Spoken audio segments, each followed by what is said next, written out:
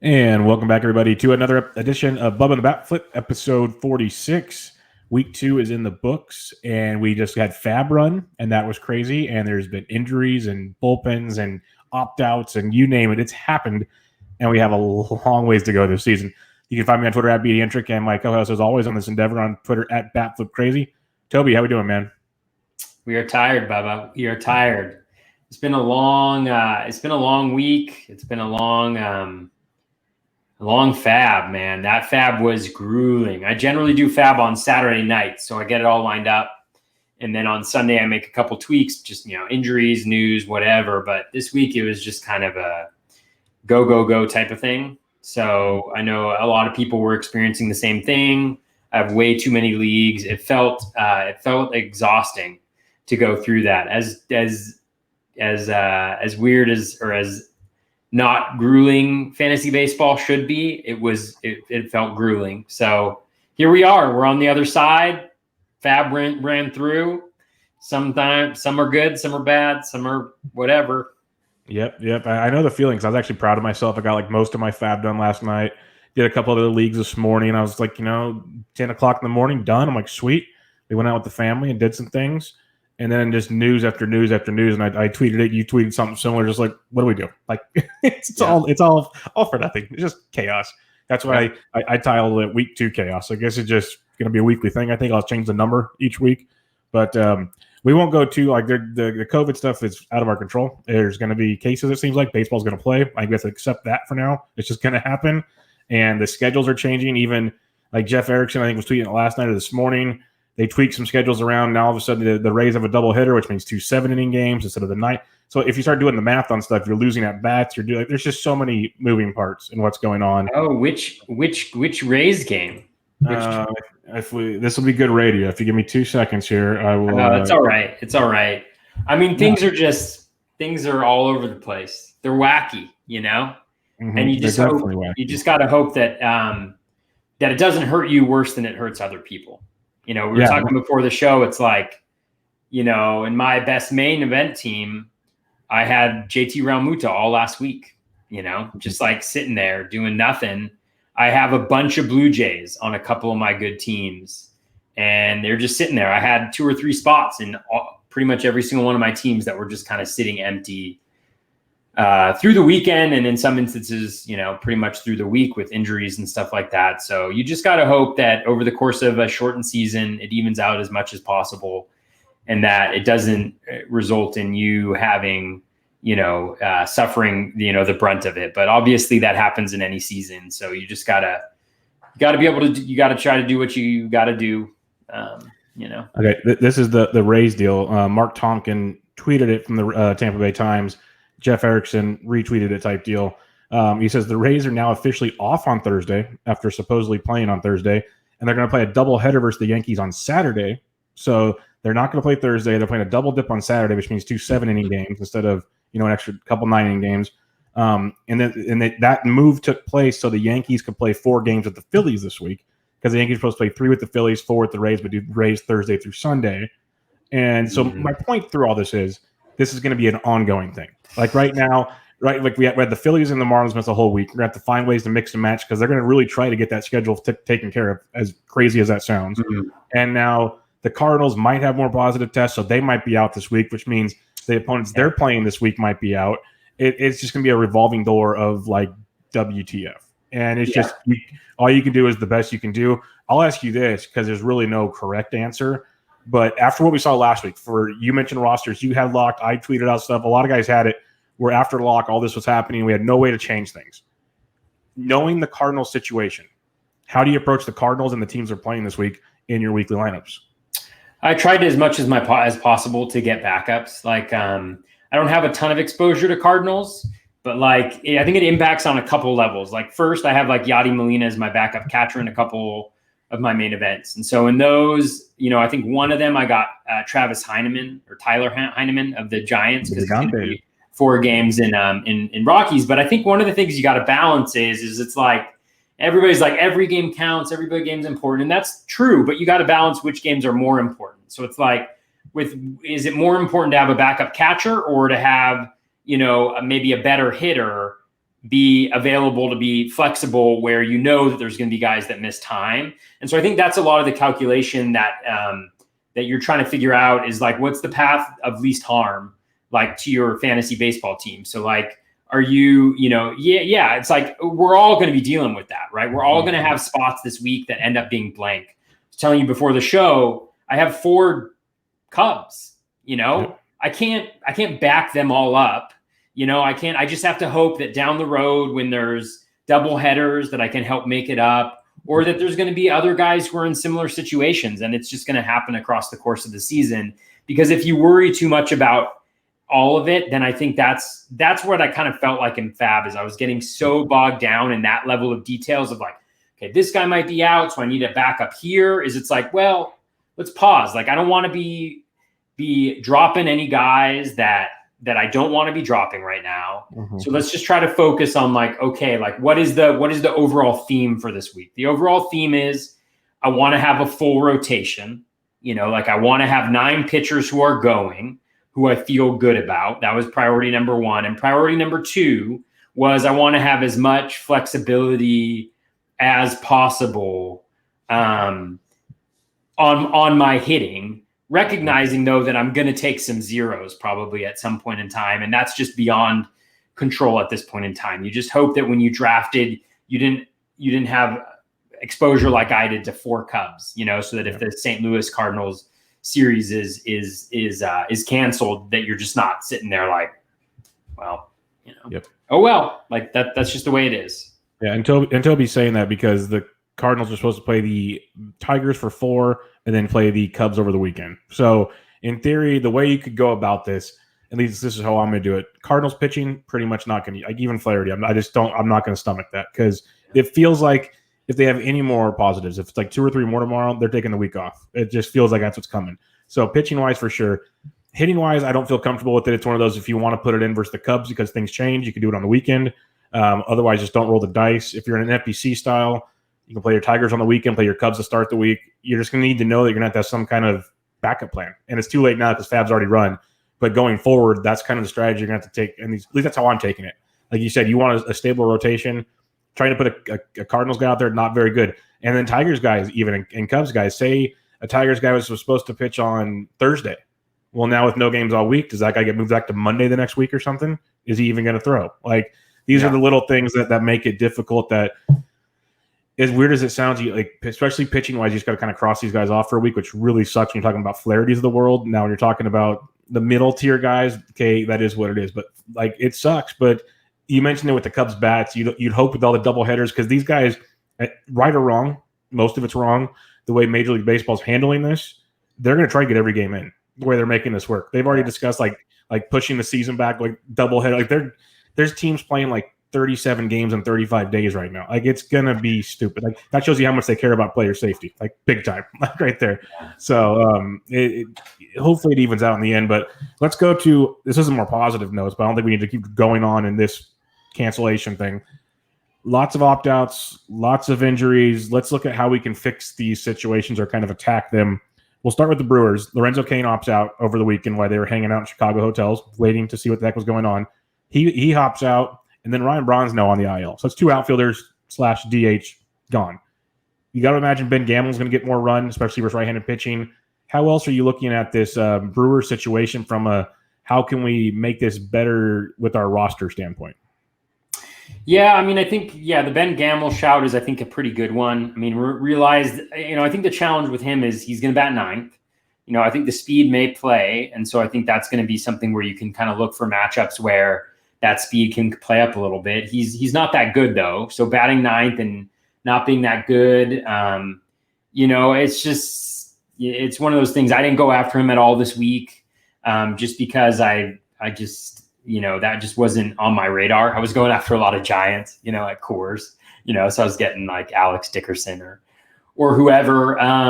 So I don't know. I mean, the Braun thing for me, I actually have him in a couple of leagues. I dropped him. I moved on. It just seems like he hasn't been right from the get-go. He's not playing consistently, even though there is the spot in the lineup for him. And so at this point in time, unless you're, again, and I just think I dropped him in 12s. Like, unless you're an elite level talent, or I feel like you're a critical part of the path moving forward, then if you're going on the IL, then you're gone. Then you're not on my team anymore, right? Like Tim Anderson, keeping him on the team, hoping, although, a groin injury, like with his stolen bases that you're relying on, it's really hard to overcome. But, that's an example where like Tim Anderson's going to stay on my teams, but Ryan Braun, is a type of guy in a 12 at least that I'm going to move on from, just because I think I can get that production elsewhere. Like it may not be as easy, but the stolen bases, I feel like I might be able to cobble together. Maybe it's Ben Gamble in a nice week where he's got a good matchup. The power, I certainly feel like there's opportunities, especially with everybody getting injured and sick. I mean, there's going to be guys who kind of come out of nowhere to provide value. So I think the key is just, is do the best you can. And if you're even kind of questioning it, it's kind of like I kind of lean towards dropping. It was like last week, I've dropped Verlander, like it's like, yeah, he could be back in 4 or 5 weeks, but I just, it's roster spots are so precious right now in NFBC, at least, where you only have 7 and there's no IL. So if you're in a different league, it's a little bit of a different situation. So obviously that's where league settings come into play. Yeah, no, I've been doing the thing this last week. Really, I used to like be able to stash a guy here. Like I picked up Jared Kalenic last week thinking, okay, he's going to be up probably in the next week or two. I'll get him cheap. Now I'm sitting there going, still don't want to drop him yet, but it's getting real close. But I dropped Braun, I dropped Dubon, and listeners of the show know those are some of my boys. But it's just, it's a different animal this year because trying to fill roster spots with guys you're waiting for, you need live bodies. And with this situation, you have Ben Gamble, Logan Morrison's going to run into the DH. So if you're in a super deep league on the right week, they're in play. But there's not much on even on the looking at their taxi squad, like Keon Broxton, a flash from the past, is the other option there. So the Brewers taking a big hit this week, losing Locane and Braun, but it is what it is. And we'll head to the New York Mets, who had some reporting. They went full TMZ this morning, just blurting out news, making things sound like the worst case scenario. When in reality, Yoenis Cespedes just left and said, "Peace, I'm out. Like I'm opting out. I'll see you guys later." So Cespedes out for the rest of the year. When you look at the Mets, it's another team that's just not the most loaded in situations. It might be more playing time for Dom Smith. But other than that, nothing really stands out. I guess it basically locks in Dom Smith and JD Davis. Do you have anything else on what the Cespedes opting out does? Not really. I think that's a good call. And I think Dom Smith is a little bit of an underrated hitter. Although he was gone in, I think, all my mains, or at least close to all my mains. Yeah, it's an unfortunate situation. Again, like with all the players who are opting out, I give them credit. If they don't feel safe, or I think Cespedes said that he had a family member who had an immunocompromised condition, or who had a condition that made them more susceptible to severe symptoms under COVID-19, and he just didn't feel safe after what's been taking place. And I give a guy all the credit in the world if they make that decision for their family. I think that's great, and that's more power to him for doing that. With the Mets, obviously, I've been off and on Twitter. I've just been trying to track news. I've been out with my family, so I don't have all the details, but I know that it sounds like it was just, pretty poor handling from a PR perspective. And again, like there's already like the things about how, just kind of trying to undermine his character and stuff like that are peeping out, which is always unfortunate, I think, to see. So kudos to Cespedes for making the best decision for him and his family. As a fantasy, from fantasy baseball perspective, we move on, we adapt, we try to do the best with what we can. Yep, no doubt about it. Quick one here, Strasburg, just for people that are hanging on to Strasburg. He's just throwing off flat ground. He might throw another bullpen on Wednesday. It sounds like it's a few more weeks to get regular Strauss back. It's hard not to hold on to Strasburg, knowing he is coming back with Toby. Is there like any little inkling in your head saying, if I find something else, we're dropping Strasburg? Oh man, Strauss has been the guy that's hurt me the most. Probably, I have him in one of my mains. Him and Jacob deGrom, and then in my 12-team higher stakes league, I have him and Verlander to front my rotation with Greinke as the third ace there. So still holding it together. But with Strasburg, I don't know. You probably have more recent news than me. What I read was a little bit more encouraging.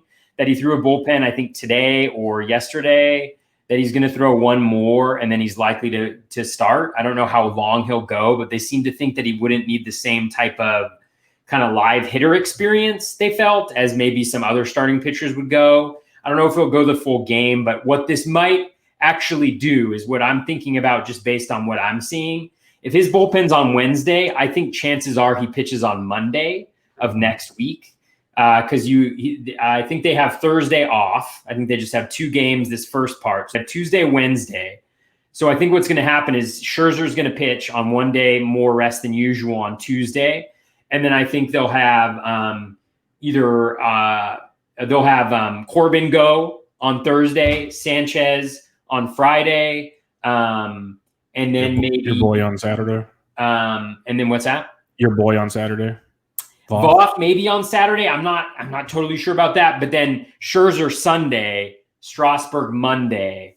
I think that's what might make sense. And so I don't feel too bad about the news, especially after reading last week about like the numbness and all that stuff. So I feel okay because I think when Strauss comes back and he pitches, I mean, he pitched really well in the preseason.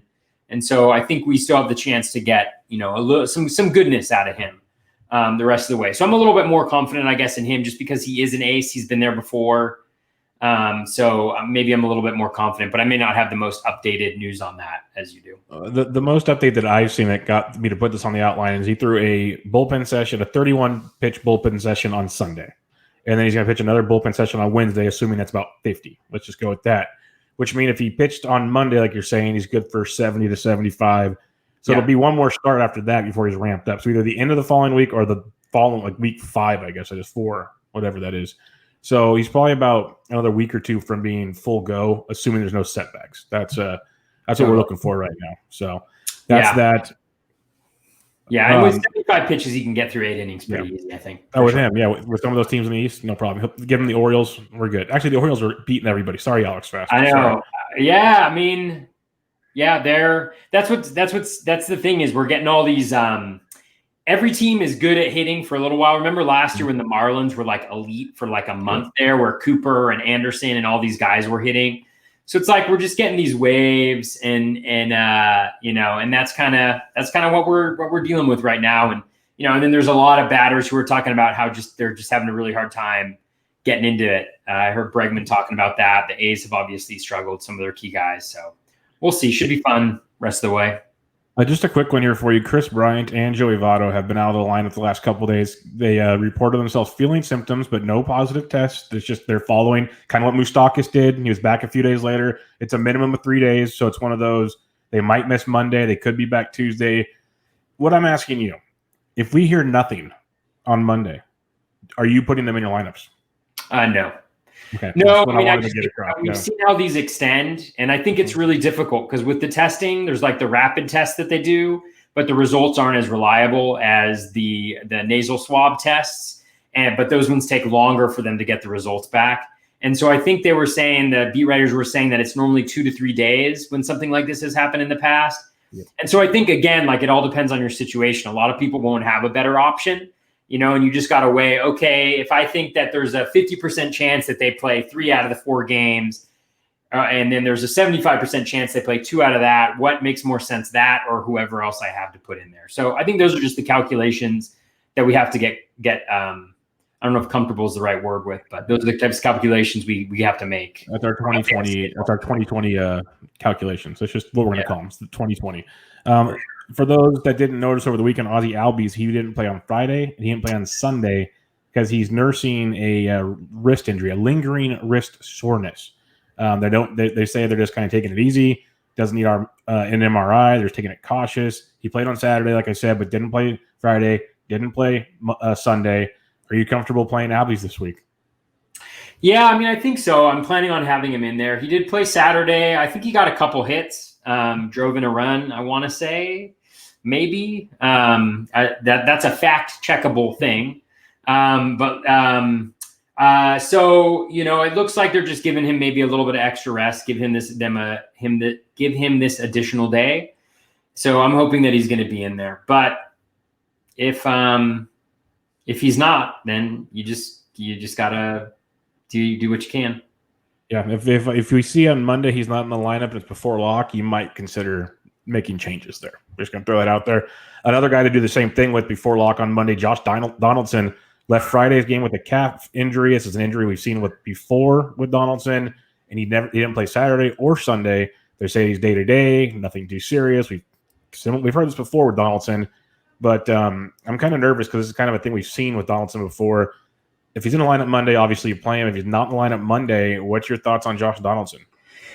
Yeah, I think it's a tough one. I mean, I think the challenge for me with this one is he's had this before. It's been a nagging injury. The Twins will obviously know that, and they want to keep him healthy. They also look really, really good. And so while he's an important part of that lineup, wouldn't say that he's essential for their success. And so I would think that they're going to give him a little bit of extra time on this. So I'm not necessarily banking on him being in there at least the first half of the week. If he's in the lineup there on Monday, then I think that's really exciting. But I think they're going to be super cautious with this one.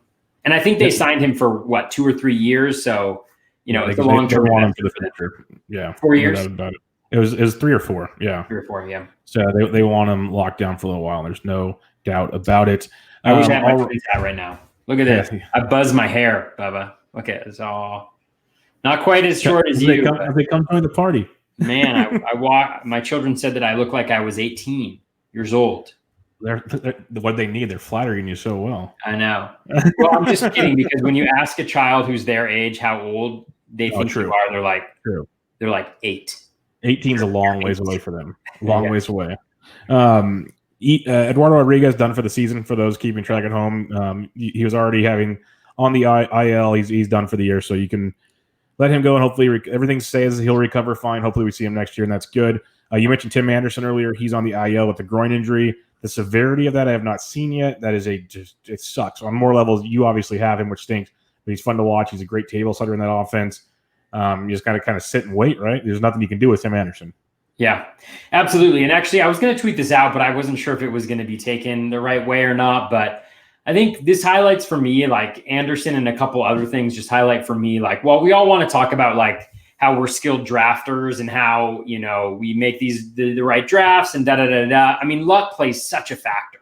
So in my main event that's doing really well right now, I had the 3rd pick in the draft, and I ended up getting Garrett Cole. If I didn't get Garrett Cole, I was going to draft Justin Verlander, right? So if I would say my chances of getting Cole were probably like 33% or something like that. So I got super lucky there. Coming back around, I had plotted out all the picks that I wanted to make in different spots. Coming around after that, I was going to go Tim Anderson and then Lance Lynn. But there was a little bit of a starting pitcher run there in that round. So I went Lynn, hoping that Anderson was going to get to me at 63. This was picks 58 and 63. Anderson got picked on the turn before I went. And so I got Eloy Jimenez instead. And so it just shows you like how a season can change dramatically. Oh, yeah.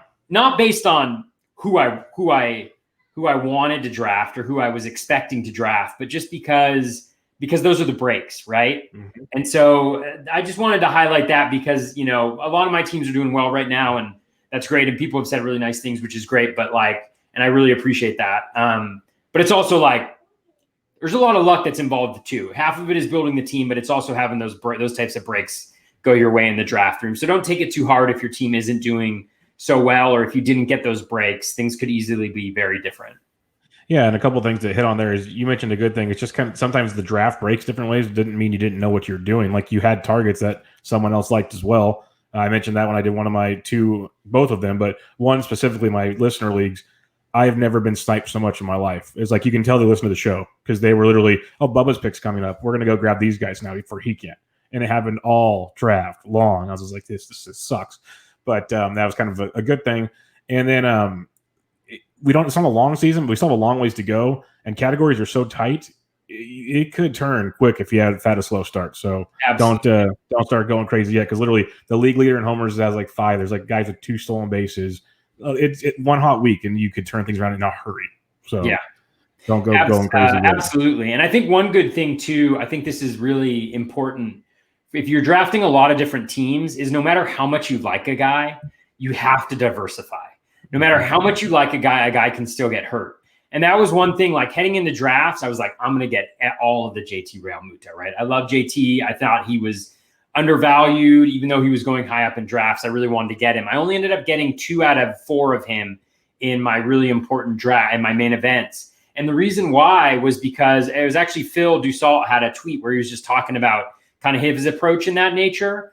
And it wasn't just that. I had thought about it before, but I was also like, it's right, because you don't want to have all your eggs in one basket. No matter how sure you are that a player is either going to be good or healthy, you got to diversify and make sure that that all of your teams aren't reliant on the same players to be successful. Yep, makes a ton of sense. It's like stocks, diversify. So you don't want to bury like roster construction. The idea of the rabbit. Don't put all your eggs in the stolen base basket, and then you get screwed. It's very simple. Especially when they're not good at baseball. I'm going to stop there. Danny Santana, a guy that I know we talked a lot about in the preseason. He's had a rough start to the year. He was missing time with a sore right arm. Now he's on the IL. So it got bad enough. Put him on the IL. He went on today, retroactive July 30th, so he's probably out just for this week, give or take. He hasn't played since Tuesday. They just wanted to open up a spot, I guess, and get Nick Solak already has outfield eligibility in teams with leagues with 4 games, so that's a big plus already. He's real close to a couple other spots. But Santana's on the IL with this arm soreness. I'd say you probably write it out this week, but if you get some more bad news, is he a guy worth dropping? He's off to a really rough start. Yeah, I think so. Yeah, I mean, I think it's just try to figure out what's going on with this week, and if he's still on the IL, I think he's not good enough. He's brawnish, right? Yeah, he's a guy who, he's got that position flexibility, but you got him partially for the speed, partially for kind of the whole package. And I think a lot of the questions you got to ask with yourself, these guys, is like, when they come back, how healthy are they going to be? And that's my thing with a lot of like COVID guys is it's just like, like Sandy Alcantara. I love Sandy Alcantara. I think he's going to be great. He had a dominant start, but I dropped him in most of my leagues, or I tried to drop him. I feel like I tried to drop him in a 15-teamer and for some reason he didn't go. Maybe all my other guys were taken. But, for that, so, it's just, you just don't know how they're going to respond. Right. Like, and so I just think you gotta be willing to move on if they're not special players. Yeah, no, I totally get it. And that makes a ton of sense there. And obviously for people listening, this is in like leagues with no injury list. If you have an IL, sure, throw them on there. Yeah. But you mentioned it's tougher because there's really no minor league rehab stints. Like sure, Juan Soto's down there in he's rehabbing technically with the taxi squad, but you don't see a lot of guys doing that right now. When they're ready, they hop on back in. So keep that in mind. This one's kind of good for those that have hung on to him. Jesus Luzardo, he pitched pretty well out of the bullpen the other night for the A's, and he's going to be in the rotation now. He threw 67 pitches in relief over the weekend, which was really strong, actually, 67 pitches, which means he should be good to go for 85-ish, give or take, you'd think, going into his start this week. So people that went heavy on Luzardo, it's go time. For sure. Yeah, I mean, and I think he's looked pretty good. He's among the CSW leaders, I know. Like, I don't think he's like top 10, but I want to say he's like top 25 overall for pitchers, around 33%, I want to say. I don't have the numbers in front of me, but I was looking at it this weekend. So, yeah, I mean, I think he's good. I think the A's are good. It's a great ballpark. Everything about that situation is ideal. And I think one of the things is people who invested in him, I think you're going to see, as long as he stays healthy, you're going to feel pretty good about that investment, because I think we underestimated the amount of injury, and issues that we were maybe going to see happening this year. And so the fact that he has missed the first couple weeks, if he's going in week 3, you're still going to get some solid run out of him. And I think he's going to be a really good pitcher. And so hopefully your team has been able to kind of string it along enough where this little boost will help push you forward. Yeah, no doubt about it. It's a big boost for your team if you took the gamble on him early and it paid off. Last one I'm going to mention here is Marcus Stroman threw 4 innings simulated game. Then he went through fielding practice and he was good to go. Like the reports are, he went full tilt was the word. He was good to go. No timetable for his return. He tore his calf in summer camp. So we don't know when he's coming back. But the reason I wanted to mention it is a lot of people probably gave up on him. So if he's out there, if you have room, you could add him, put him on the IL, but maybe someone next weekend to keep in mind. You could maybe sneak in cheap a week before if you have the roster space. I just wanted to bring him up because he's getting closer, and a guy like Stroman compared to some other guys on the waiver wire, there's a big difference. Absolutely. Absolutely. I mean, guys on the waiver wire who are going for $100+ in fab is fairly remarkable. Yeah, just wait, guys. After we talk closers here, which is going to be depressing enough, we'll talk fab bids, and that'll make you just want to go, wow, just wow. I'm hoping I don't fall asleep. I'm exhausted. Let's hope not. We'll run through this. You won't fall asleep. I won't fall asleep. Our viewers will not fall asleep because you want to know something. We're full of energy. We're engaging you throughout the evening in some of the most dynamic fantasy baseball discussions you are going to see. Literally, in the world. Literally.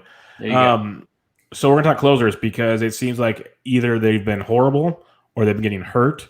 There's not very many safe spaces out there. Like, this is a safe space with us, but out there, not many. It is a safe space. So keep that in mind. But I'm going to use, and you can use whatever you want. I don't know what you're using, Toby, but I put a link to the closers charts that Greg Jewett has up.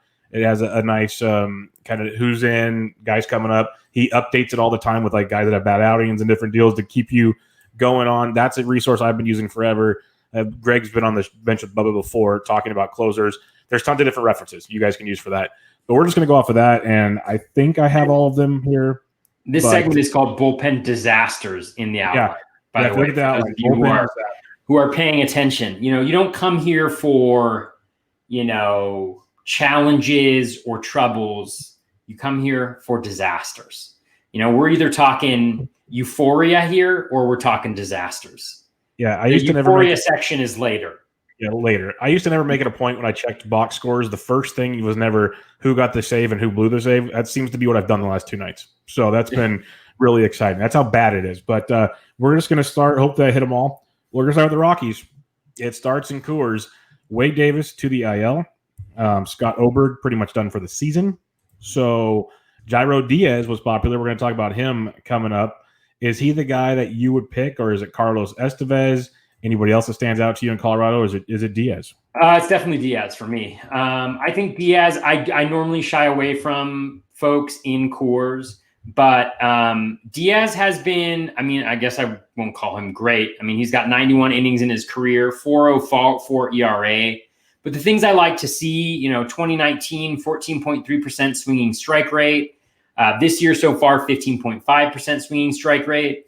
17.9% K- walk rate last year, 31.6% this year. It's obviously early, but I think he does a lot of the things that I want to see. And so I was in on him. I don't want to spend big dollars in fab on closers this year. I know that sounds absolutely ridiculous because you need them, but I'd rather go with the bulk approach, of just having a bunch of guys with maybe a little and then lucking out and getting one of those guys to kind of move forward with the gig.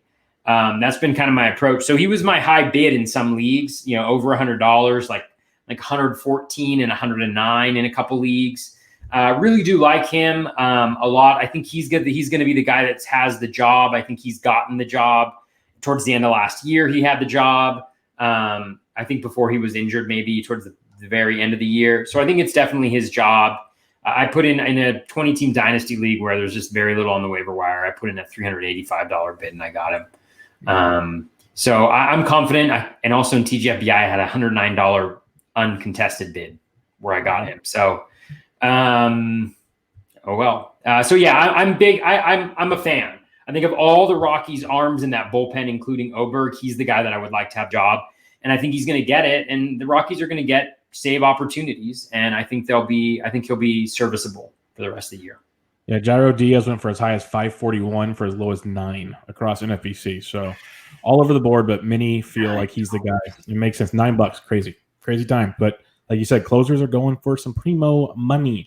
Let's talk Pittsburgh Pirates. Some closers that went last week for them: Birdie and Crick. Crick goes to the IL. Birdie has looked great, but we know he's not pitching on back-to-backs, which will lead to save opportunities in Pittsburgh if you really want to play the crazy game, which we are playing it in 2020. That's just the long and short of it. Like I said last week, I rostered Buck Farmer this week and he gave me like 3 or 4 shutout innings. So it's just that's where we're at right now. It's the world we live in. So one of these guys on Pittsburgh could be interesting. You have Michael Flees. Keona Kella is active, and so he'll be rejoining the team shortly. Is there anybody else on Pittsburgh you want, or is it just Birdie and you're staying away? It's pretty much Birdie, I think. It was interesting today to see usage. He hasn't pitched in a few days, And today they would have had opportunities to do it in extra innings and they didn't pitch him. So what it tells me is they really are saving him for those type of save, chance / close it out opportunities. And not to be mean to the Pirates, I mean, I actually dig what the Pirates pitchers are doing. Not all of them, but I think what they're doing from just a pitch mix and like systemic perspective is really good. I think we've seen some guys like Steven Brault today, who's taken a step forward, maybe not the volume that you necessarily want to see, but they're doing the right things with their pitchers. So I like that a lot. So Birdie's kind of the guy I want. The bullpen's really been shambles outside of that. I think maybe Ricardo Rodriguez, he had a blow up, I think, in his first outing, but I think he's been pretty good since then. He might be the other guy. Kayla obviously coming back, but I think he's a ways out, and they're probably going to try to trade him since he's a free agent, after this year. And so for me, I think Birdie's the guy. I don't really want anybody else because I don't think they're going to get a lot of back-to-back save opportunities. Yep, 100% with you. I got a lot of Birdie last week, and I'm pretty happy with that. So we're just going to ride from there. Chicago Cubs, Craig Kimbrell. My God, my goodness. I haven't been one league. Well, there was reason to be optimistic a little bit, but at the same time, it has just been downright dreadful. Like, real quick, before we even talk about replacements, is he droppable for you? I didn't drop him in my 15-team main event that I have him in. I think I just wanted to. 12-team league. Would you drop in a 12-team league? Probably, depending on what the other options are. I mean, look, the velo is still pretty good. He's getting destroyed, but I think a lot of it is just that he's just trying to get it over the plate at this point. So let's see, maybe when he gets out of that, main role, maybe he'll get a couple innings under his belt. Because the thing is, like, the reason why I drafted him, he was the last closer that went in kind of the guaranteed closer echelon. He went pretty late there. And that's something, like having access to that job is something. And while he hasn't been good for an extended period of time now, like, again, the velocity is still good. The swinging strike rate's still good. It's the walk rate that's challenging. So, yeah, I mean, maybe I should have dropped him, but I held on to him for one more week just to see what happens. And then the kind of options you're hearing thrown around is Jeremy Jeffress, Rowan Wick. Those are the two main ones. Wick got a save the other day. Jeffress has a save as well. I'm leaning Jeremy Jeffress, the guy we've seen do it before. Had a rough go towards the end of Milwaukee, but the stuff's there. We've seen kind of a rejuvenation possibly with him. I'm going the Jeffress route. Do you have any thoughts on the Chicago backup plan? I was in on Wick. I don't think Jeffress is good. He had a really good season in 2018. But 5.02 ERA with a 1.37 WHIP. Last year in 2017, it was a 4.68 ERA with a 1.64 WHIP. I'm going to guess that his velo was probably up that 1 year. Let's take a look and see if that's what was happening. So 2018, his velo was 96.2 miles per hour. So in his good year, he had his highest velo since 2016. Last year was 94.4. This year it's 92.5. This is something that I want to emphasize because I think we're seeing it across the league. Yep. Velocity is absolutely everything in the bullpen. Yep. I think it is absolutely everything. When you look at Hansel Robles, he is struggling because he's down 3 miles per hour. It's not like his stuff got quote unquote worse. He was super good at the end of last year because he was throwing the ball harder than he ever had before. It played up his changeup. It was harder to hit. Like, it's all that. And that's why I keep on harping on the Nick Anderson thing. He's gotten away with it so far, but his velo's down at 94.5. That is not special. It's very different than that 96 velo. So I'd be monitoring that velocity reading for so many different guys. That's why I went after Kyle Freeland so hard, is because he has his highest velo that he's had on record, 92.8 on his four-seam fastball this year. And it's just like velocity is so critical to making everything work for these guys. And so with Wick, his velo's down a little bit, but he's still over 95. I don't like him. His curveball, which is kind of his go-to breaking pitch, is not a swing and miss pitch. His fastball actually has the highest swinging strike rate. He's not your typical closer, but I got him, I think, for $67. And so I think he should be the guy, but whether or not they do that, I really don't know, because he's a lefty. Maybe they want him to go up against in lefty matchups. Who knows? But think whatever happens, the Cubs closing situation is probably going to be a shit show for the rest of the season. They have garbage in that bullpen from a skills perspective. It's very bad, and that's kind of why Wick, I figure he'll be more of the lefty matchup situation. So he might get a few saves here and there. I think they go Jeffers because of the righty deal, like what we're just seeing with Kimbrel kind of walking into that scenario. That's where I was leaning in that mix there. Let's go to the Mets now. A guy I know we were both kind of, at least I was for sure. I think you were as well with Edwin Diaz. We were looking for that bounce back season, and it's not happening. It's got like each outing you get kind of hope, and then it just blows up again. So it's been really, really ugly. You have Seth Lugo back there, who I still feel they want to put in the right situations to maybe go more than an inning here and there. He might, get some saves, but I think they want to use him in different scenarios. You have the Betances, who's been just as well, not as bad, but pretty close as bad as Diaz. And then there's Jurius Familia sitting there. Whew. I don't even know what to go with the Mets. I would just get Lugo to have him. We talked about drafting Lugo to start the season off, but to back up Diaz for saves, I guess you could throw a buck on Familia and see what happens because Betances has been just as bad. But what do you see in New York? Yeah, I mean, I think it's a mess, right? Everybody's been pitching really poorly. For me, I put a couple of conditional bids on Familia. I just think, obviously he has the quote unquote experience, but he's also the only guy who's pitched decently. It sounds like he's had one poor outing, but he's pitched okay. From a skills perspective, 16.1% swinging strike rate. The walks are always going to be an issue, although they haven't necessarily been an issue this year. He's been unlucky. He's got a 50% strand rate. Obviously, it's like 3 innings. So I put in for Familia. I think Lugo, they've had different opportunities to kind of put him in the closer role, and they never really have. Betances, the velo is down considerably, and he hasn't been pitching well. So just seems like process of elimination, Jurius Familia was the guy to go for. But again, I didn't go in heavy on anybody here. All right, the Cincinnati Reds, Raziel Iglesias, a guy who I've been a fan of every year because he eats up innings, gets you ratio, like strikeouts, gets you more, like he's one of the more consistent year after year 25-plus save guys. He was in, Alex Fast breakdown article on all that stuff. He's had a rocky start to it as well. It's a common theme tonight, folks. So I'm not saying they're yanking him yet. You got like Michael Lorenzen, who can just throw straight cheddar, and he's got that closer personality there. Amir Garrett, sneaky nice from the left side. I'm not saying they're going to take Iglesias out just yet, but I think Lorenzen's worth a bid here and there. Are you interested in anything in Cincinnati? Not really. I had some conditional bids before today's game. I had some conditional bids on Lucas Sims just because he's been pitching so well. He's had one of the better seasons just from a skills perspective of any reliever in the game. So I was in on him, but he kind of imploded earlier today a little bit. I mean, Castellanos was to blame for a lot of it, but he obviously got the runners on. So I took that bid away. TJ Anton is a guy who, this is like the first I've ever heard of him, but he's pitched really well from a skills perspective. He's a driveline guy. Again, the Reds seem to be kind of adapting to the more modern idea of the game, I think, in a lot of ways. Lorenzen's been really bad. He has been, 16.88 ERA, 1.88 whip. The skills aren't necessarily that bad. And so, again, if they're a smart team, they won't look at that. His strand rate is 0%. So he's allowed every single runner to score. So he could be next up in it, again. But I kind of steered clear. TJ Anton or Iglesias, I think he wrapped up the game. He got the win, I think, today. So, wasn't super interested in that. But those are some of the guys who I was thinking about more. So just because they've been pitching so well.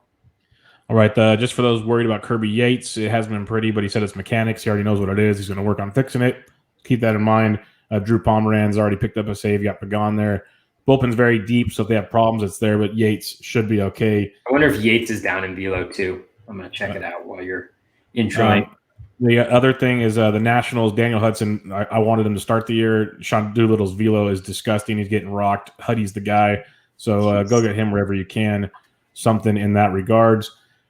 Let's go to the American League, where we'll start with the Angels. You mentioned Hansel Robles. The velocity's down. He's been a mess. Buttry, they brought him in, and he had a rough Sunday. Kenyon Middleton came in, who closed for them in years past. It wasn't ideal for him. What are we doing in Anaheim? Now, this is my sneaky closer of the week right here. I got him in a few places at least. I think Felix Pena is super interesting as the closer potentially there. The Anaheim bullpen has been god awful. Every single guy to a player has been bad. Robles has been awful. Buttrey, I don't even know if he's struck out a guy yet.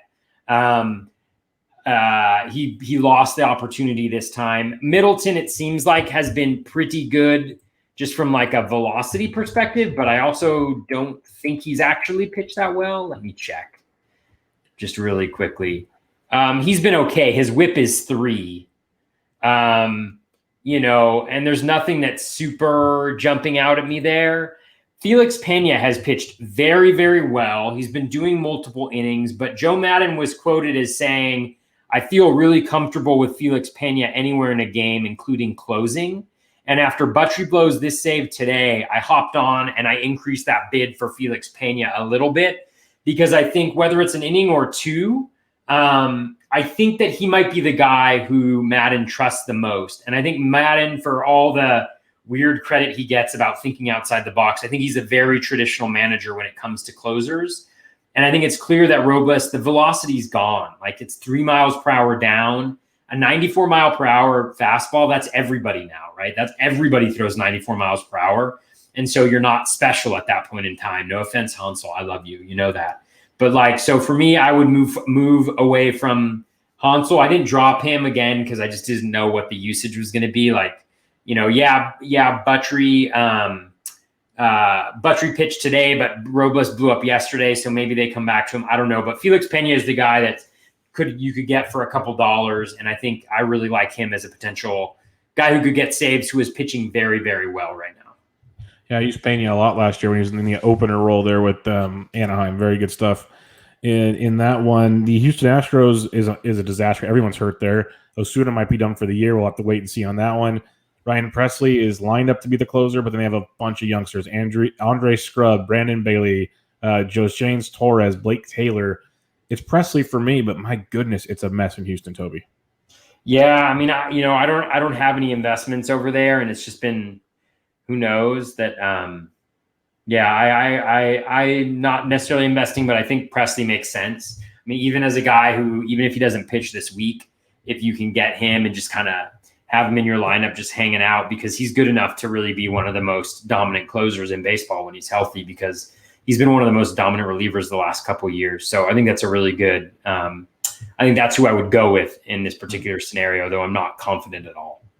Another one that I'm not super confident in is the Texas Rangers, because Jose Leclerc's pretty much done for the year with his injuries on the 45-day IL. So, yeah, you can cross that one off. Jonathan Hernandez, Nick Goody have been the names of choice. Jesse Chavez and that look he's got going on. People are like, that's a long, long shot. But Edison Volquez is interesting. I've heard his name thrown around. I know Goody and Hernandez were the main targets this weekend. What are you doing in the Texas situation?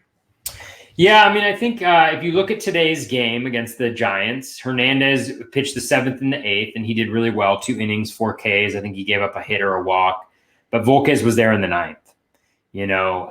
So it may be a committee. It may be maybe you watched the game. I'm not sure which hitters of the Giants were up in the 7th and 8th, but it may be a leverage situation where Hernandez is going to go up in the toughest spot. I don't really think there's much question about who the best arm in that bullpen is. I think Hernandez is pretty much that, like just from a stuff perspective. Their control is not good. He walks a lot of guys, but so did Jose Leclerc. Volquez. So if it's Volquez, I don't think he's going to last very long. He doesn't have the strikeout stuff anymore. He never really did, to be honest with you. So if it's him, it might just be like the kind of veteran thing. But Goody pitched in the 6th, I think yesterday or the day before. I think he pitched in the 6th again today. So I don't think it's him. He's been mediocre his whole career. I don't think anything stands out about him. So for me, it's Hernandez. He was a star of spring training, of summer camp. They seem to really like him. He pitched really well today. So he's the guy that I already had. I got him last week in places where I was looking for saves just because I felt like Leclerc was a little shaky. So I'm hoping that he gets a shot this week. We'll see what ends up happening. Yeah, I like Hernandez and Goody. I think Hernandez is a little more than Goody, but I like them both. Just they're going to usually get you some strikeouts and decent ratio. Like they're 2 good relievers, at least in that scenario where the mess that we're dealing with everywhere else. they can at least fill in for you. You know, if you're having starting pitching issues, if you just need guys to roster, I don't mind them as kind of relievers that might run into a save here and there. And if anything, maybe get you a win. We talked about relievers that could help you with ratios and sneak into some wins. Hernandez and Goody could kind of be those guys in that Texas bullpen that I don't mind taking a chance on. Just for everyone's knowledge, the Yankees, Aroldis Chapman cleared. He's coming back, so I guess another week or so he'll probably regain that job in New York. So just keep an eye on that. Ken Giles for the Jays. I think when we talked last week, he was pretty much done for the year. Now they're saying he might be back soon. I don't like the sounds of it to begin with. Anthony Bass was the guy that everyone picked up last week. You still an Anthony Bass guy if that's the option in Toronto? Yeah, I think Bass is the guy there. I think Jordan Romano is an interesting backup, just because I think he's the more kind of traditional closer. I know Rob Silver has been touting him for a couple weeks. I definitely think he's a good snag. But I think Bass is the guy, and he can do it. He can do a fine job of doing that. In the league where I got Jairo Diaz, the 20-team dynasty, for $385, I put in the same bid for my sneaky plan was to put in. I put in a $385 bid for Anthony Bass, but he went for $507, and I had an $85 bid for Jordan Romano to put on my minor league roster because I can still put him in the minors. Got Jordan Romano. Did not get Anthony Bass, so but still, I think Bass is fine. Yeah. All right. The Cleveland Indians, Brad Hand, he's getting it done kind of, but it's not pretty. It just keeps going. Yeah, it's not pretty. Nick Whittergren's been okay there, but everyone wants to talk James Karinchak. He saved a game the other night, looked filthy. We knew that going into the year that Karinchak was real close to being the guy. It was very, very cut and dry there. Do you think it's Karinchak going forward like some people do, or does Brad Hand still get the job? It's a really good question. I mean, if anybody listened to the podcast, leading up to the season, me and you were both really off of Brad Hand because of that velo being down towards the end of last season. And that's another thing I'm going to hone in on is just velo at the end of the season, the increases towards the end of the season, the dips towards the end of the season. I think somebody do some research out there. It's probably already out there, but I think it makes a difference. So I'm just going to put that out there. But I think Tito is very loyal to his closers. So I don't think Karinchak has the job yet. I think Hand is going to get the opportunity again. But I think that they're losing faith in him. And I think that's for good reason. I don't think that Brad Hand at Brad Hand at 90 to 91 is not the same Brad Hand that was at 93 to 94. He's a two-pitch pitcher. When that velo goes down and you're a two-pitch pitcher, it's just not the same. I mean, it's the same thing with Hansel. And even in the situations where he's gotten saves, Hand has looked relatively shaky. I think he had one clean one, but he had another one where the White Sox, I think, put a few runners on, or he gave up a run or something like that. So I think the writing's on the wall. I don't think it'll happen right off the bat, but I think Karinchak is a really nice ad. Yeah, for the Baltimore Orioles, Cole Sulser. And if you would have told me before this past week who he was, I couldn't have told you. Really couldn't have, to be totally honest with you. But he now has 3 saves on the season and 4 appearances. He's got 2 saves of 2 innings or more. Today was a 2-inning save on Sunday. 2-inning save about a week ago against the Red Sox. A couple 1-inning outings. One he got blown up by the Yankees. One he shut down the Rays. He seems to be the guy in Baltimore. It's the Orioles, so it's never pretty, but they've been decent this year. I know I put a lot of bids on him. He went if we look overall on the Fab Results World, I know he was a popular name. He went as high as $4.10, as low as $1, went 138 leagues. What's your thoughts on Cole Sulser in Baltimore? Yeah, I wasn't that interested in him. I didn't really put in any bins. I just, because he's on the Orioles, and the Orioles have been so shifty with their closers. Like they've never really stuck with a closer since this new regime came in. That I didn't really show interest, but I mean, 17% swinging strike rate. I mean, that's super good. A pretty nice K- walk rate there.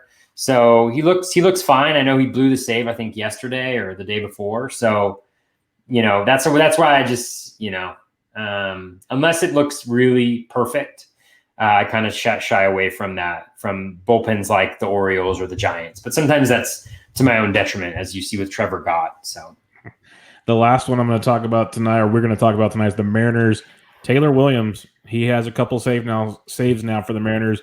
It's not Hirano. It's not anybody else we expected.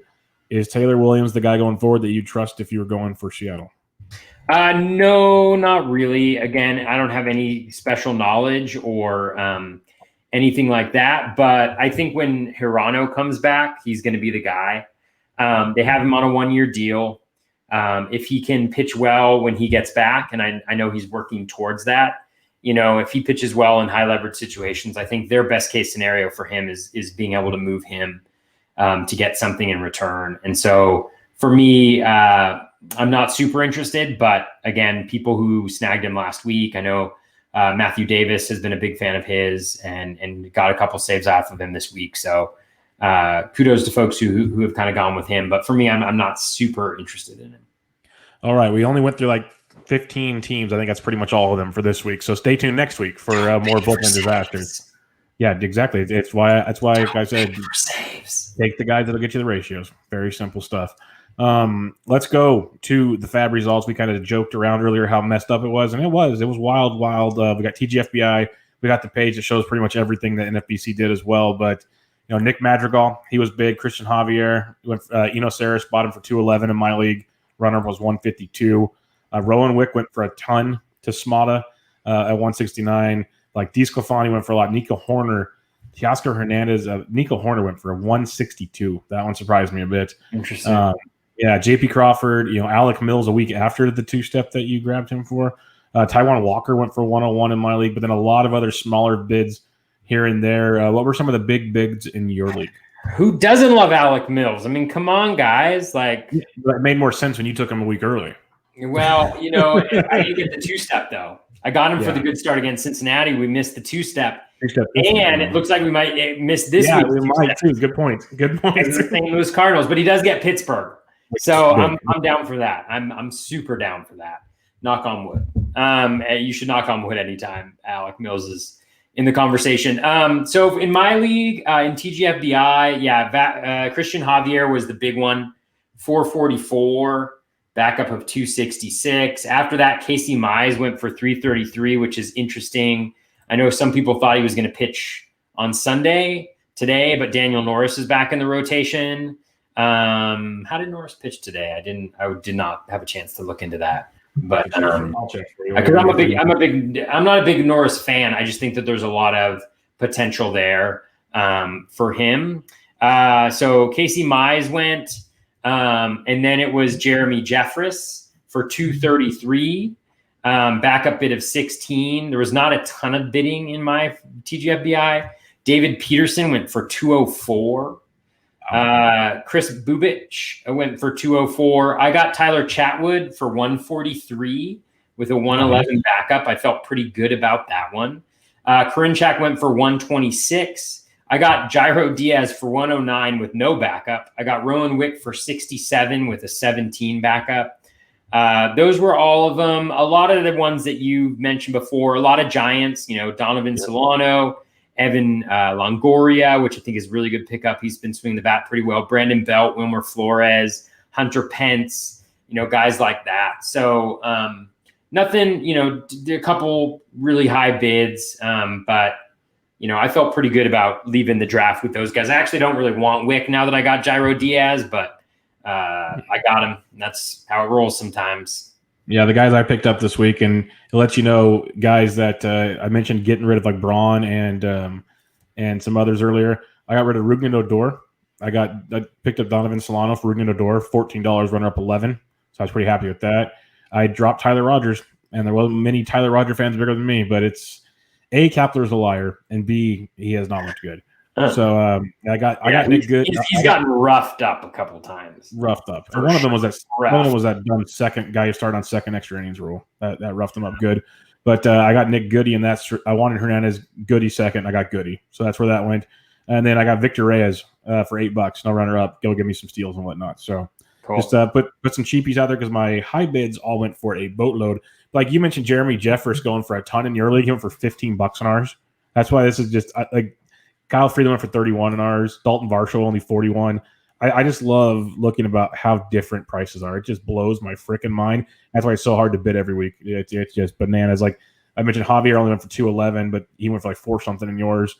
it's a good time. But any final takeaways from Fab? Because I'm really curious to go look and see how much money people have left, because the first few weeks has been just mayhem. Like Smada, we love Smada, but now he's spent 139 on Teoscar, which is a good buy. But he spent 169 on Wick. Last week he spent like almost 300 on Alex Cobb. So he's down quite a bit now. I know that just off the top of my head. Eno Saris went for broke this week. He spent about $500 or so. So it'll be interesting to see how much money certain people have going into the last few weeks. For sure. Yeah, the strategy piece is interesting. I mean, I think the Jeffress Wick thing is a really interesting kind of side-by-side, just because I think it shows how you can kind of utilize probability in some of this. So like the question would be, and again, this isn't a criticism of anybody's bids or anything like that, but let's say, so you have Jeremy Jeffress who goes for a $223 bid, and then you have the Rowan Wick bid that I put in for 67. And again, I'm not saying one is better than the other, but the way that I think about that is, okay, is Jeffress between 3 and 4 times more likely to get the gig? You know, is he worth that like 3 to 4 times what Rowan Wick is, you know, in this particular scenario? If he gets the job and runs with it, yes. But just from a probabilities perspective, for me, I guess it's kind of like, you know, I don't know poker super well, but like from like thinking about pot odds, right? Like is the chance of hitting on Jeffress 4 times that of hitting on Wick, essentially. Yeah. Like when you're looking at it from an investment perspective, you know, that's kind of how I think about a lot of these things. So even if it's like closer X has a 25% chance of getting the job and closer Y has a 50% chance of getting the job, and I think they have an equal chance of running it when they get it, but the 25% guy costs 1/10 of or 1/5 of the other guy, I'm always going to go with the lower bid, you know, because what it tells me is we don't know for sure who's going to get the job. There maybe isn't that much of a differentiation from a skills perspective. And so that's just kind of how I think about bids a lot of times, and why you won't see me oftentimes outside of 20-team dynasty leagues, you know, go with really high bids for closers. No, it makes a lot of sense. I'm 100% with you on that. And that's why I think it's kind of interesting hearing different philosophies. We talk about it every week just to talk. Like, it's fun to talk about who got picked and who, like, the different prices. But I think one thing it leads to is it makes the discussion of strategy, which is very interesting. Like Vlad Sedler and you know, Scott Genstead, and like you listen to Scott and Jeff for years do it on Sunday nights because there's strategy involved. There's like, let people know the thought process of what took place, because we're not the only ones that look at the numbers and go, what in the world? Like, how did that go? And it differs between sizes of the leagues. I know you just mentioned 20-team dynasty. We're talking 15-team TGFBI and FBC. The 12-team leagues, those prices get bananas. Like, it's all over the board, and there's different strategy in different ways. That's one of the reasons we talk about it the way we do. So something to keep in mind. Let's do listener questions, and we'll start with the one here in the chat before we get to the ones on Twitter. James asks, Benintendi droppable for Pence at Coors? He's tired of Tendy. Okay, I'm going to be before I give you the floor here. Pence has been horrific. He had a triple on Sunday, but he's been horrific. And I know Toby, one of the followers on Twitter, pointed out he's on the unlucky list, but he was unlucky for like a 272 slug, so that's still not good, not good at all. And he's been absolutely, like, watching him hit, he's lost. Like, the swing looks horrible. It is Coors Field, I get you, but Benny's been bad. But I think I'd still hold on to Benny. What about you, Toby?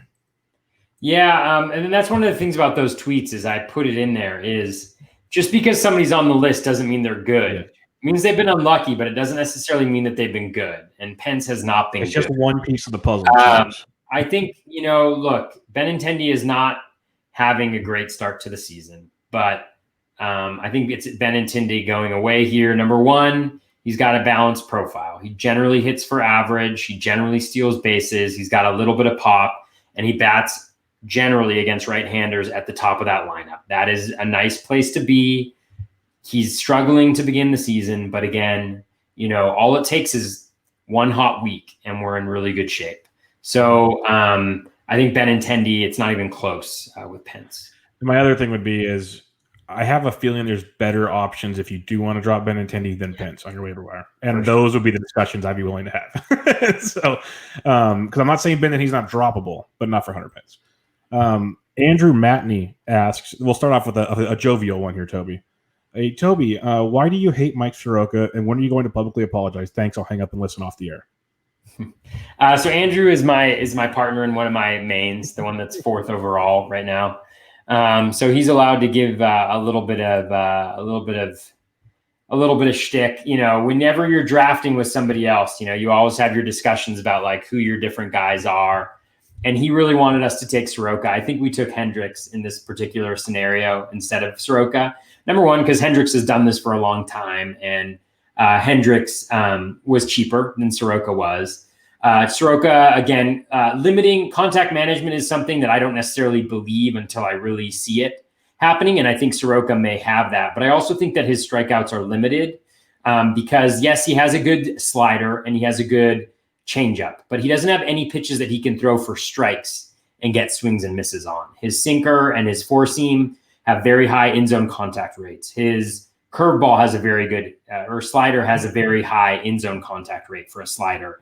It's his changeup is the only pitch that he can really throw in the strike zone that gets whiffs, but he also can't throw it in the strike zone. His zone percentage is like 35%, which is probably on purpose, right? Because you're trying to get them to chase and make poor contact. So when I see a profile like that, I just see a very limited ceiling. And obviously he's pitched really well so far.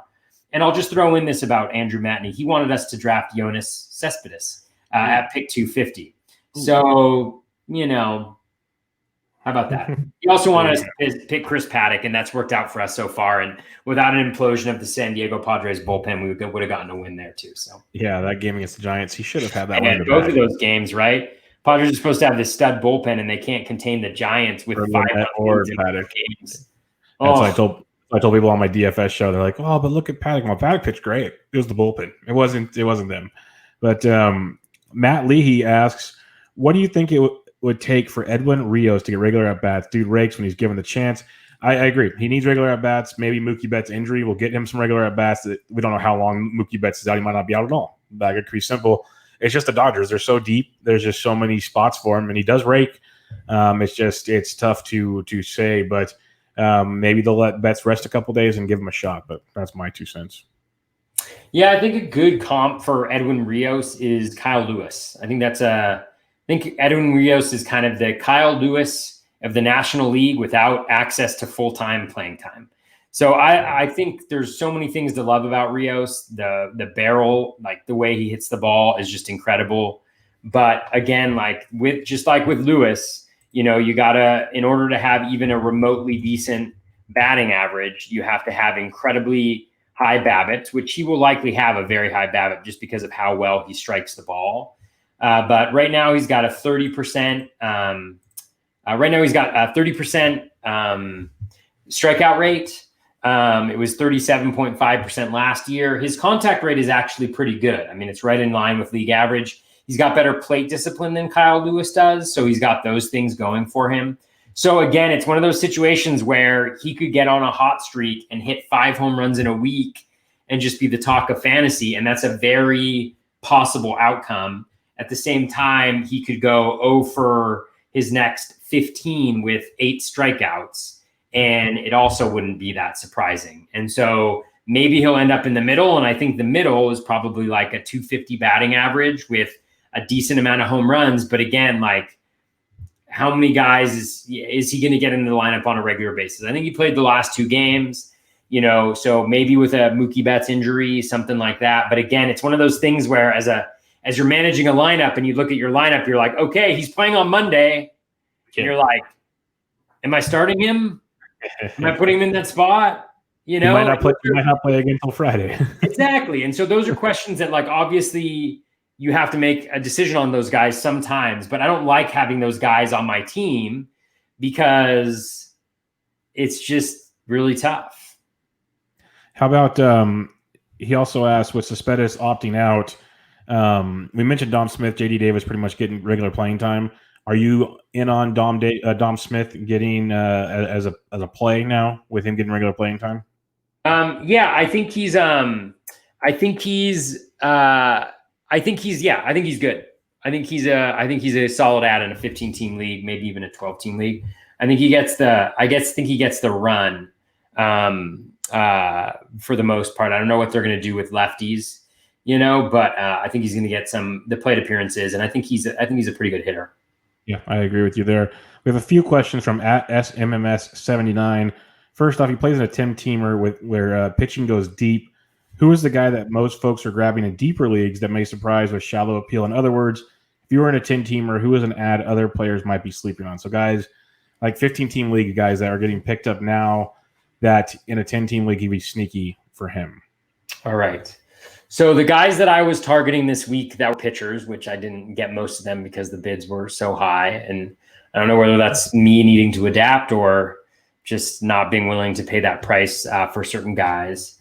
But the guys that I was going after that were still around, I mean, Tyler Chatwood is one, where it seems like I think it was Alex Chamberlain was mentioning, he was much better in the second half last year too, from a walks perspective. So it seems like a longer term thing, and the walks were always the issue, right? There wasn't a lot of debate around the skill necessarily. So Chatwood is a guy that I was interested in. I was interested in Dobnak of the Twins, mostly because he has the Royals, I think, this week on Wednesday or Thursday, and then next week he's got the Brewers and the Royals again, I think for a 2-step, which is really nice to have. But again, there's a day off in the middle there, and I'm just not sure whether he's going to go through with that. But Randy Dobnak would be one. Not necessarily a guy who gets a ton of Ks, but I think from a wins and not even necessarily a whip perspective, because he walks a decent amount of guys, he's a guy. John Means of the Orioles, he's supposed to pitch against the Marlins this week. His velocity is up about 3 miles per hour. He was at 95.1 against the Yankees. CSW was very good. Swinging strike rate was very good. Got knocked around in the first inning, but after that he settled down and was really good. So I got him in a few spots. I really like John Means as a guy who can contribute, and he's also going to have a not great but not terrible 2-step next week. He pitches Wednesday this week. He should have the Phillies on Monday, I think, and the Nationals on Sunday, which, again, is not ideal because Soto will be back, but the Nats lineup isn't necessarily hitting on all cylinders right now. Another guy that I was after was Kyle Freeland. Again, the velocity is up. Freeland, guys have always had a tough time, except for last year, lining up Freeland. When he pitched in that 1 year, he just found a way. And this year he started off pretty well. From a CSW perspective, his pitch mix has changed a lot. He's only throwing 4-seamers really, and it's only about 25% of his pitches the other day. And so it sounds like he's doing something different. And he's got the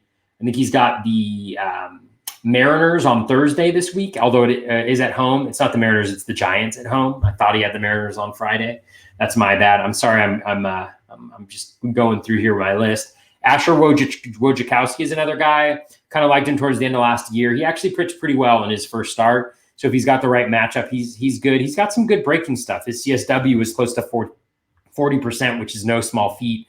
In his first start of the season, I don't think he's going to pitch this week, at least based on the schedule that I'm seeing. But in case he is, they have the Marlins, and then I think they have a team that's also not that great. Maybe it's the Red Sox, but the Red Sox don't scare me all that much, which I probably shouldn't say after today's game.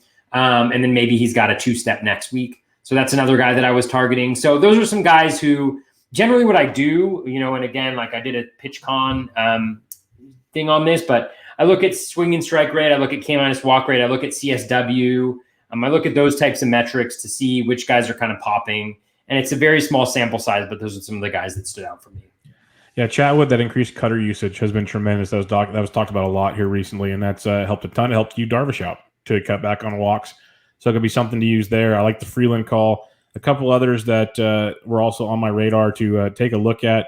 UC Kikuchi, the velocity is up big time. Changing that velo up and changing the pitch mix.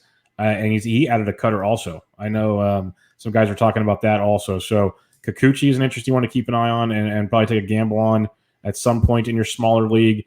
And then if you just want to, you mentioned a lot of them, a couple others, I liked what I've seen the first 2 times around from Peterson from the Mets. Sinker baller. He's one of their high prospect pitchers, decent strikeout stuff. I like what I've seen from him. So that's a guy to go for. And a guy we've talked about a lot on the show, and we'll talk about him briefly later, is Spencer Turnbull. He's still available in a lot of spots. another guy that he went in a lot of places now. Out there. Yeah, he went in. I just have the list here from just NFPC in general. He went in 34 more leagues this week. So in 10-team leagues, I'd imagine Turnbull's sitting there on the wire, so you can go have some fun with that as well. Follow us on Twitter. Come on. Yeah, that's it. No, exactly. Easy stuff. Easy game. I'm sorry. This one's gonna be a long one, so I'm sorry, SFMS. We got other questions for you. He says, if you want to go down a rabbit hole of pain, what's the hardest part of the season been so far? For him is losing 23% of that bats to the weekend with postponements. It's kind of like what we talked about before. What's been the hardest part so far? Fab's been brutal. Outside of Fab, I have a lot of JT Realmuto. I missed him for an entire week. My best main event team didn't have him for a whole week, so that was a little bit sad. I have a ton of Blue Jays. I have Teoscar Hernandez a bunch of places, so I didn't have him this week. I have a lot of Nationals, Starlin Castro on a bunch of teams, Howie Kendrick on a bunch of teams, Victor Robles on a bunch of teams. So yeah, I mean, missing out on those is tough. But in the same sense, I feel like we're all kind of in that boat, and so just kind of work through it. So Fab, I think, has just been the worst because there's just so many things that are changing and it's grueling. I have 10 Fab leagues, I think, and it's not enjoyable. Yeah. Yep. For me, it's been just losing guys and not having any way to fix it. That's been just ridiculous. It's tough, but hey, we're all dealing with it. We all make it work. Dave Petroziello asks, will Karinchak take over in Cleveland? I think we're kind of in agreement eventually. I agree with what your take on Tito is loyal, but it's only going to take a couple more mess ups for Karinchak to walk in there. Joe G 414, he asked, which outfielders, Austin Hayes, Shin-Soo Choo, Aaron Hicks, or Grichuk in a deep mixed roto league? A lot of these are so team dependent. Those are very different players. So Grichuk is a power hitter who's going to hurt your average, probably help you in other places coming off an injury. So if you need power, then I would go with Grichuk. I think that's the important thing to think about this. That's the lens you got to be analyzing all of this stuff in. You have positional needs because you need to fill roster spots, and you have team needs, and it's early in the season, but you can start to see now where the weaknesses are. I have teams where I went super heavy starting pitching because my Ks are low, and so I think you have to look at it. So with Shin-Soo Choo, it's also schedule. Those guys are so close together that it's really about who has the better schedule. And who meets your team's needs, because all those guys are playing. So it's the Orioles with Austin Hayes have Miami, and then I think they have Boston, I want to say. Yep. Am I making that up? So Miami and Boston. So that's a pretty good hitting schedule for you to have, especially knowing that the Marlins, it sounds like most of their pitchers had COVID, and so that's going to be where they're hurt the most, according to Craig Mish. So that might be a good guy. I think that the Texas lineup, the Texas schedule is okay for this week. So you probably want to see how many left-handed pitchers, Shin-Soo Choo is probably going to go against. Grichuk should play every day as long as they're there. So that's what he's got going for him. And who is the last guy? Aaron Hicks. And then Aaron Hicks, the Yankees have a very good schedule. Yeah. He's off to a very slow start, but I don't see that lasting for too much longer. Yeah, they've got 8 games. So I might be tempted to lean towards Aaron Hicks in that particular scenario. But again, I don't have Hicks, and I haven't been monitoring the Yankees lineup super closely outside of making sure that my guys are in there. He's hitting fifth most nights. He's in the middle of that lineup. He's just not hitting right now. Yeah.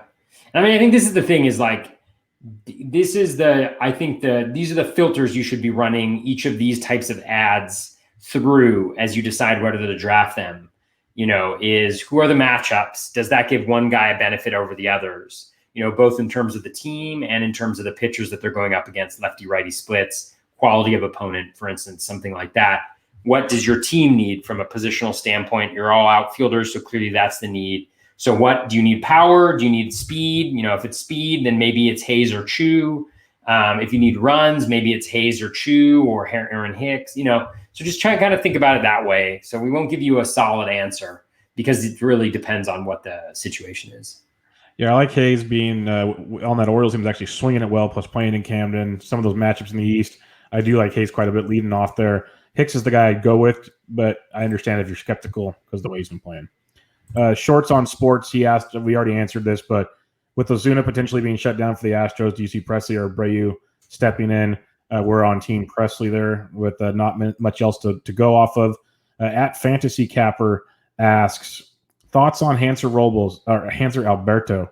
His exit velocity data isn't great, but K rate is nice. Bank on solid average. We've talked about him before. I have him starting for me on TGFBI, like on the regular. I think he's very, very solid. I got no problem using Hanser Alberto. He crushes lefties and he hits righties decently. If you're looking for a guy just to get at bats, get on base, I got no problem with Hanser. Yeah, I think you're right. And he's got second, third base eligibility, so there's some flexibility there. But again, don't expect power. You're going to be hurt by power. You're not really going to get much speed from him either. So just factor that in. I don't think he's a guy you want in there consistently because you're going to fall behind in other categories. Leland Taglieri asks, do you think if Fletcher struggles, which he's been playing pretty darn good, do you think Luis Rengifo can hit at the top of the order for the Angels? I don't know. I've always liked Rengifo because I think he does a lot of good things. Fletcher's obviously there. It's a short season, so it's not necessarily something that I would be banking on. And I don't think either of them is really a very good fantasy player. So, and the other question he had was do you think Adele comes up or Carlson or what other prospects are you looking to go? Like I mentioned Jared Kalenic, I think should be up any day. If they're holding them back much longer, it's just foolish talking stuff. But anybody you're looking to? Dylan Carlson, I think, is going to come up. I'm not a big Joe Adele fan at this point in time. I just think that there's too much swing and miss. Like I think I always say things with that before I look, just relying on my memory, which is not good. But I think there's still too much swing and miss in his game. So AAA last year, 32.6% strikeout rate. His projected strikeout rate via Steamer is 28.6%. So I just think there's more to do there. And so I don't think he's that good. Then again, like if he hits 250, steals some bags and hits some homers, that can be super helpful. So I'm not necessarily looking after him. But again, it's all league dependent because it's like if you have 7 slots and no IL, then carrying around a guy like Joe Adele, who you're not sure is going to be really good, taking up a spot is really difficult to do. Whereas if you have 10 bench spots, then it's a lot easier to do. So I just say, depending on what your league looks like, to make the decision accordingly. Yep, no doubt about it. And speaking of Adele, just keep in mind Mike Trout will be back on Tuesday. They play I think in Seattle or something. So his wife gave birth to their child. He took a couple of days off. He will be back on Tuesday. So nothing to worry about on that realm. He almost got the name right. Beckham. My youngest name is Beckett. Oh, there you go. I can't remember who some player tweeted it out that said they're already afraid to face him because his initials are BAT. Yeah. It's so good. So good. Yeah. But all right, that'll wrap us up this week, Toby. Final thoughts on the craziness that has ensued. Yeah, I mean, I think we're seeing craziness. And I think the best thing to do is just realize that we're all experiencing it. There may be varying degrees of experiencing it right now among different teams that you have or different teams in general. But over the course of the season, the chances are, although it's a short season, so it's less likely than if it was longer, that most of that will hopefully even out and that your teams will not be disproportionately impacted by the injuries, but we have no control over that. So try to create a flexible, adaptable, balanced team as much as possible that is able to withstand, some of the bumps that you're getting. And then I think fab strategy is super interesting. I'm fortunate because a lot of my teams are doing well. And so I've kind of been sitting back and going after guys strategically and trying to hold on to that fab towards the end where hopefully I can, be a little bit more effective towards the end and getting the guys that I want, especially as we know more about players, like we know more about pitchers or, people get a little bit more impatient and they start dropping guys that maybe the skills are good, but the results have been bad. So that's one strategy. But again, like we're missing out on chances to get guys right now. So it's just really interesting to see everything unfold. Try to embrace it, try to enjoy it, as much as you can.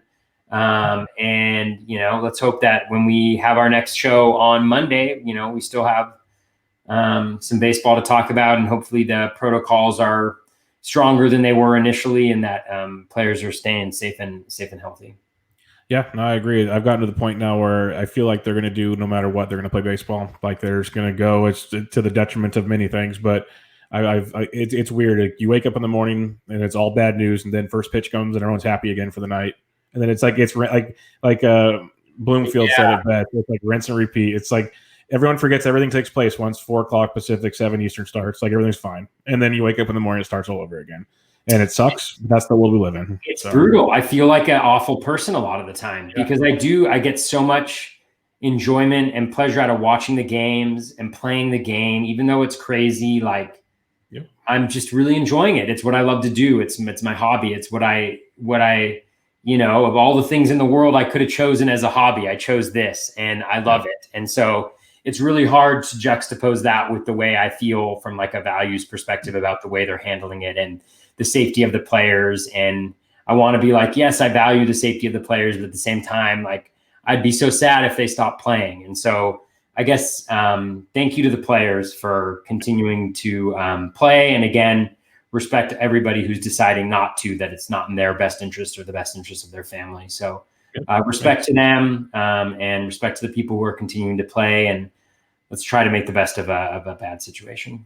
It's like I tweeted out last week. I was sitting there watching the game, had the daughter on my chest sleeping, and I was like watching baseball. I'm watching baseball, going, I'm so happy. I was like, I don't say it enough. Baseball just makes life good. So it does. Let's hope it keeps happening. But we'll be back with you guys next Monday, and we'll talk about whatever took place this week. Hopefully, some good, less bad. We'll see. But you can find Toby on Twitter at BatFlipCrazy. I'm on Twitter at BDentric. So Bubba in the BatFlip episode 46. Catch you guys next time. Thanks for listening.